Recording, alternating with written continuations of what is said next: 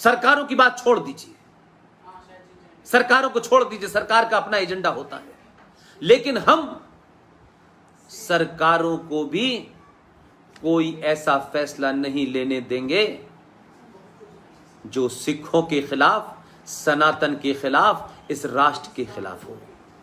और इन सरकारों को एहसास है, क्योंकि आपने पहली बार किसी सरकार को यह भरोसे के साथ बिठाया है कि ये 90 करोड़ हिंदू और सिखों का वोट है, ये किसी मक्कारों, जिहादियों और आतंकवादियों के वोट से आप नहीं जीते हैं। मैं इस बात को कहूंगा, चाहे किसी को पॉलिटिकली करेक्ट लगे या ना लगे, क्योंकि मैं पॉलिटिकली करेक्ट नहीं होना चाहता।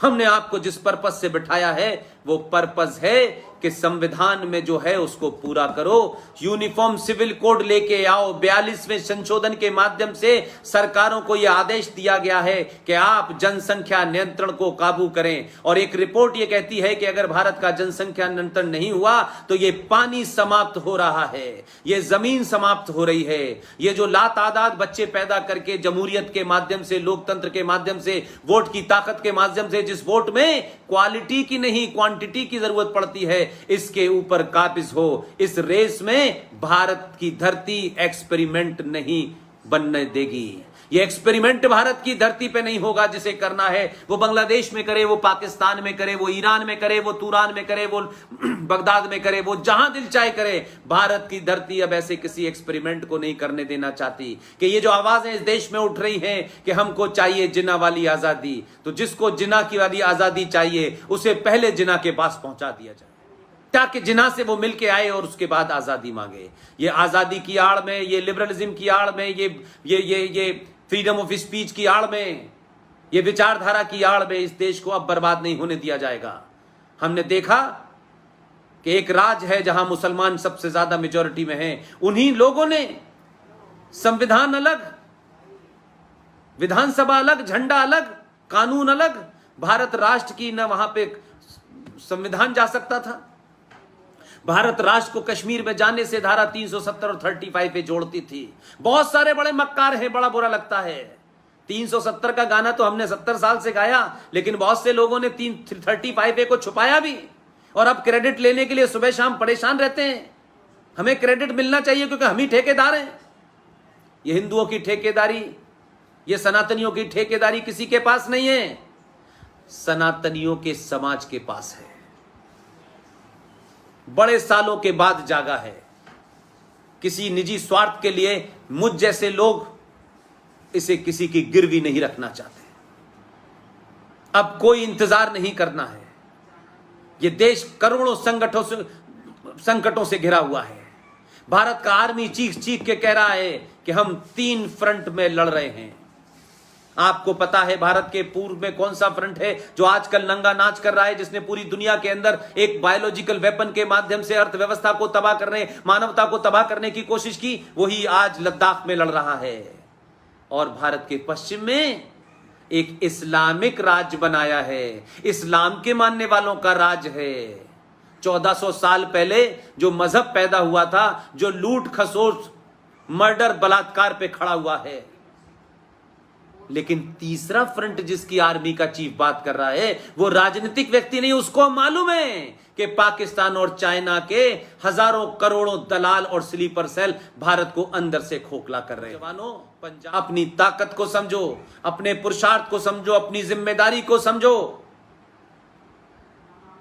आपके दुश्मन ने आपको हथियार दे दिया, बंदूक दे दी, आपने अपने ही भाइयों को मारा, अपने ही घरों को लूट लिया, अपने ही घरों को आग लगा दी आपने। जब उसको लगा कि ये लोग फिर दोबारा से ठीक हो गए, तो उसने आपको धीरे धीरे धीरे धीरे नशा देना शुरू किया।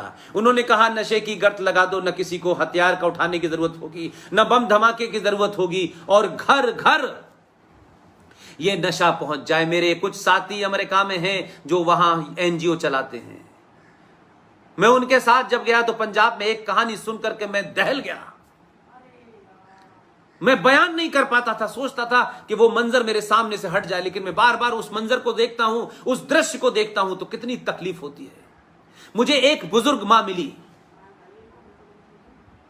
उस बुजुर्ग मां का बेटा नशे की वजह से मर गया। उस बेटे का एक बेटा था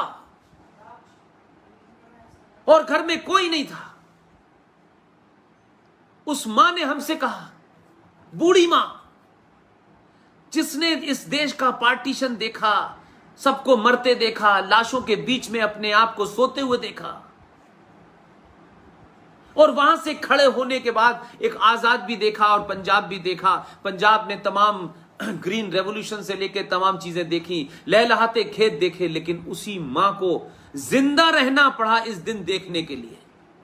उसने बताया कि मेरा अपना बेटा नशे की हालत में था, बीवी शादी भी हो चुकी थी, बच्चे भी थे, पत्नी इस गम में मर गई कि उसका पति जवानी में नशे की वजह से मर गया।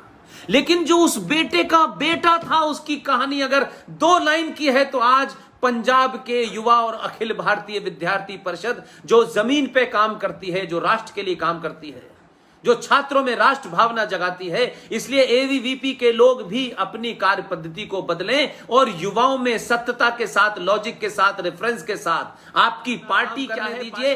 आप छात्रों के अंदर उन किताबों का जिक्र करिए जो किताबें राष्ट्रवादियों ने नहीं लिखी हैं, उन किताबों का करिए जो मक्कारों ने लिखी हैं, जो मक्कार बार बार उन किताबों का हवाला देते हैं। उन किताबों को पढ़ के उनके घर में झूठे को घर तक छोड़ के आइए। आप तर्क कीजिए, आप लॉजिक पे बात कीजिए, आप रीजन पे बात कीजिए, आप रेफरेंस दिए, पेज नंबर बताइए और बताइए ये किताब किसी ऐसे राष्ट्रवादी ने लिखी है जिसके बारे में आप ये कह देते हैं कि राष्ट्रवादी तो उल्टी सीधी किताब। नहीं भाई, ये किताब सलमान खुर्शीद ने लिखी है, ये बात दुर्गा दास ने लिखी है, ये अमरिंदर सिंह ने लिखी है। उन किताबों का जब रेफरेंस देंगे तब वो मक्कार इंटेलेक्चुअली आपके आर्गुमेंट से, आपके तर्क से भागेंगे और पूरे देश में भागने के बाद जेएनयू में घुस जाएंगे और वहां 10 रुपए कमरे के देंगे एसी के और कहेंगे कि भारत तेरे टुकड़े होंगे इंशाल्लाह इंशाल्लाह। जिनकी ख्वाहिश है भारत तेरे टुकड़े होंगे, उनको मैसेज दीजिए कि अब भारत के टुकड़े नहीं होने वाले। भारत में युवा, भारत का नौजवान अब अपने कैरियर से ज्यादा इस देश के कैरियर में इंटरेस्ट है। जिन्होंने भी भारत तेरे टुकड़े होने का नारा लगाया, उनकी सड़कों पे टुकड़े हो जाएंगे। उनकी सोच के टुकड़े करिए, उनके आदर्शों के टुकड़े करिए। इसलिए उस मान की जो कहानी है वो आपको अंदर तक हिला देगी। उसके बेटे के बेटे ने पैसे मांगे अपनी दादी से कि मुझे मोटरसाइकिल लेनी है। उस बेचारी मां के पास पैसे, उसने अपना बचा कुचा जेबर बेचा और उसको मोटरसाइकिल दिला दी। यह भी महत्वपूर्ण नहीं है। उसकी मां ने हमसे आधे घंटे बात करने के बाद जो बात कही, वो मैं कभी कभी सोचता हूं कि पंजाब में यहां तक ब्रेन वॉश हो गया है। उस मां ने कहा कि मैंने इसको मोटरसाइकिल इसलिए दिला दी है, यह नशा करता है। मैंने नशे में अपने बेटे को महीनों रात भर तड़प तड़प कर रोते देखा है। नशा न मिलने की हालत में क्या उसका पागलपन होता था। दीवारों में सर मारता था, घर में चीजों को तोड़ देता था। इतने उसकी तकलीफ को मैं बर्दाश्त नहीं कर पाती थी, मैं रात भर रोती थी। जब वो मर गया तो मेरे मन में यह हुआ कि ये इस तकलीफ से दूर हो गया। लेकिन मेरे बेटे के बेटे ने मोटरसाइकिल जब मांगी और जिसे नशे की आदत थी, उसने घर के बर्तन बेच दिए, घर का सामान बेच दिया, चद्दर तकिए बेच दिए। लेकिन मैंने मोटरसाइकिल उसे इसलिए दिलाई भाई साहब कि मैं ये चाहती थी कि ये मोटरसाइकिल चलाए और इसका एक्सीडेंट हो जाए एक दिन और ये मर जाए, क्योंकि मैं इसको इस नशे की हालत में तड़पते हुए दोबारा देखने की क्षमता मेरे अंदर नहीं थी।